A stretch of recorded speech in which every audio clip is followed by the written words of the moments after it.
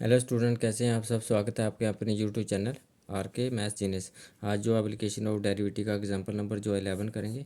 And example number 11 is find the interval in which the function f given by f of x is equal to 4x³ -6x² -72x plus 30 is a part is strictly increasing and b part is strictly decreasing.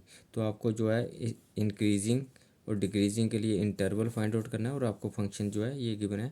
तो हम start करते हैं function से। F of x is equal to 4x³ -6x² -72x plus 30। तो increasing और decreasing के लिए interval find out करने के लिए हम इसका डेरिवेटिव करते हैं। तो f dash x is equal to 4x³ में x³ का डेरिवेटिव हुआ तो 3 जो है आगे आएगा, तो 4 के साथ मल्टीप्लाई हो गई 12x, और में एक x में एक कम हो जाएगा तो x² होगा, -2 आगे आ जाएगा।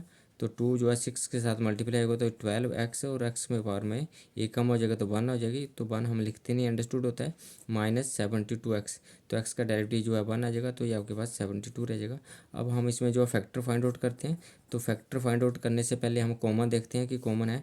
तो 12 और 72 में 12 होते हैं, तो 12 कॉमन आ गए।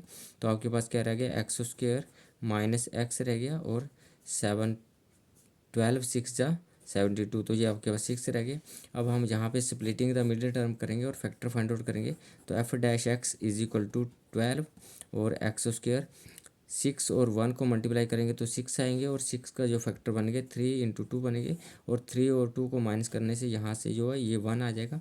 तो माइनस का 1 चाहिए तो -3x लगाएंगे, और प्लस के साथ 2x लगाएंगे, और ये -6।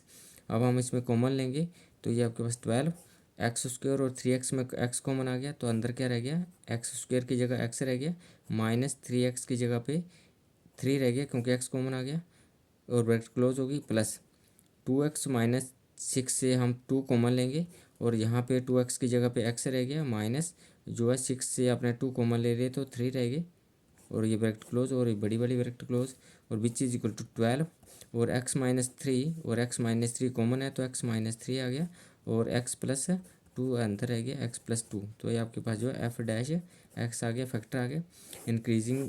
अब हम फॉर इंक्रीजिंग फंक्शन के लिए करेंगे। फॉर इंक्रीजिंग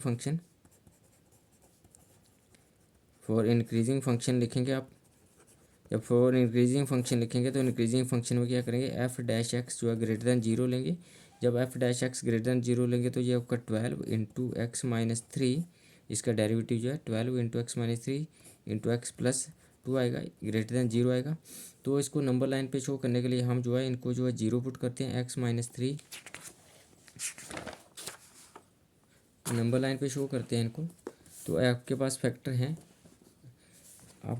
है x -3 is equal to 0 put करेंगे तो x इज इक्वल टू 3 आएगा, और x plus 2 is equal to 0 put करेंगे x इज इक्वल टू -2 आएगा। तो नंबर लाइन पे शो करते हैं इसमें। तो ये आपके पास माइनस इन्फिनिटी, और यहाँ पे आपके पास जो है प्लस इन्फिनिटी आ गई है। तो और x इक्वल टू -2 आपके पास है -2 आ गया, और x इक्वल टू जो आपके पास जो है 3 आ गया। अब हम जो है हमारे पास एफ डैश एक्स का साइन चेक करेंगे, पॉजिटिव और नेगेटिव। इज इक्वल टू हमारे पास एफ डैश एक्स है 12 x -3 और x प्लस 2 है। तो हम जो है -2 से छोटा वैल्यू डालेंगे, और -इन्फिनिटी और -2 के बीच आप चेक करेंगे कि पॉजिटिव आता है कि नेगेटिव। तो जब हम इसमें जो -2 से जो छोटे वैल्यू जो है -3 पुट करते हैं तो -3, तो 12 × -3 और ये -3 प्लस 2 आ गया। तो ये आपके पास 12, और ये आपके पास जो है -6 हो गया, और यहाँ पे -1 आया।